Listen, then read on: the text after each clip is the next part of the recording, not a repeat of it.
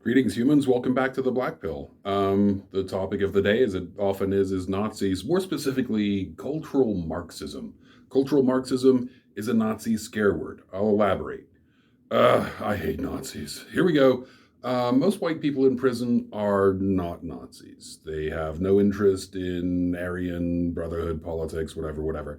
But being a solitaire in prison is exceptionally dangerous. You're just open to abuse from all sides. And so you join the Aryan Brotherhood or some prison gang out of self defense rather than out of any particular conviction. And maybe in your mind at the time you're thinking, when I get out I can have the swastika tattoos laser removed or something like that.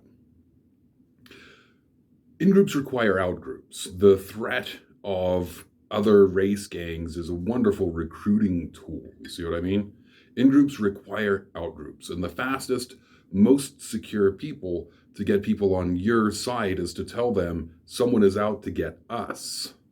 They're not out to get me. They're not out to get you. They're out to get us, as in you and me. Now we're an us and they're a them, a demonic, evil, actually somewhat vague them. Remember Trump coming down that stupid escalator at the Trump Tower with all his weird claims about Mexicans? They're rapists who do crimes and they're all in MS-13, except the ones who are actually Arab terrorists in disguise sneaking into the country to cheer on the rooftops after 9/11. That's how Trump went from being a lifelong Democratic donor to the leader of the Republican Party, even after losing the presidency, the House, and the Senate.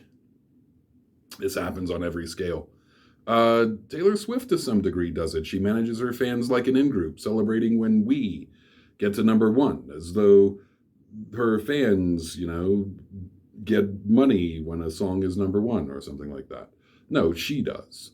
And no shade on Taylor Swift. I mean, you do what you got to do to make it in an increasingly hostile environment for musicians. It's normal. It's normal. It's a normal, if dangerous, part of human society, okay? But it can be weaponized, as in full-on fascism, or monetized. The monetizing is dangerous, as it results in potentially stochastic terrorism.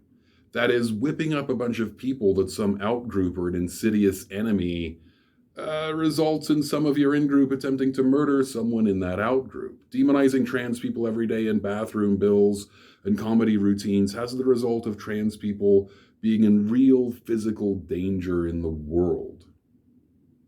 Lately, the drumbeat of hate and fear has discovered cultural Marxists and postmodernists. Postmodernism isn't new, and neither is the demonization thereof, largely by apologetic groups, Christian apologists. But a resurgence in popularity has had me scratching my head. And so here's the skinny. Alex Jones makes like millions of dollars a day telling people weird lies. Conspiracy theories abound, but he's losing his pants and his mind and hopefully his shirt. Losing defamation lawsuits. His problem was he went after too specific a group of people, parents of shooting victims in schools.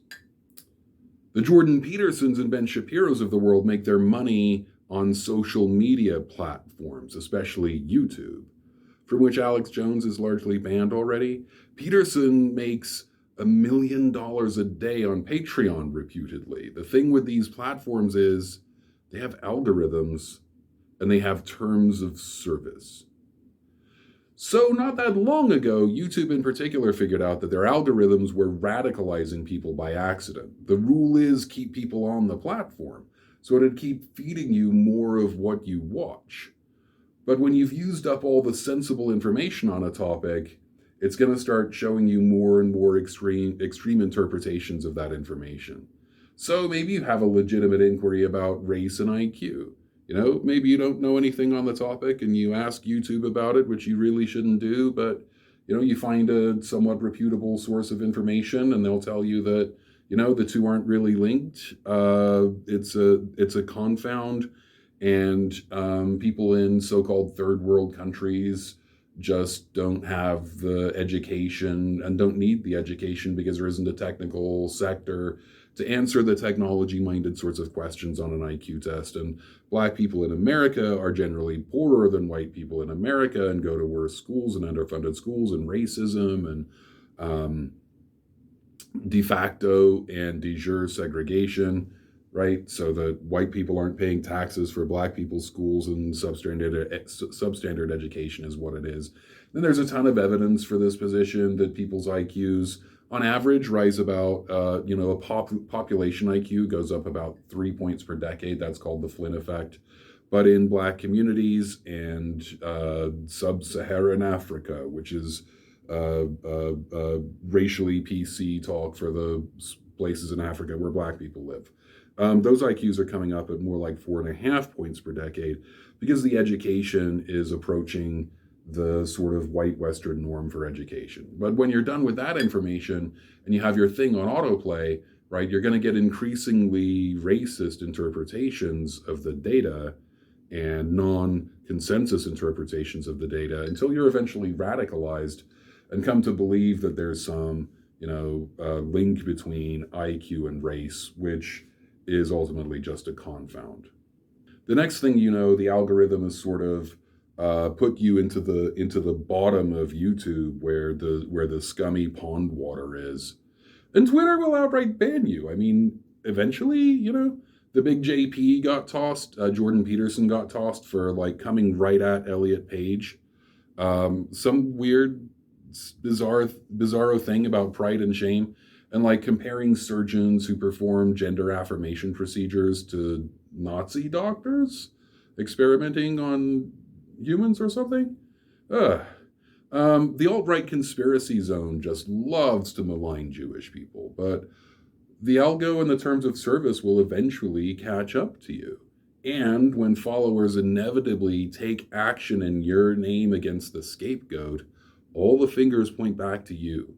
You are discredited, demonetized, and tossed from the infosphere. Okay, you can take a step back and call them something else, like the golden-haired one saying, "I have no problem with Jewish people. It's the international Jewry that upsets me." You're still going to end up demonetized. The solution? The solution to this? Well, you need a group of people who aren't real.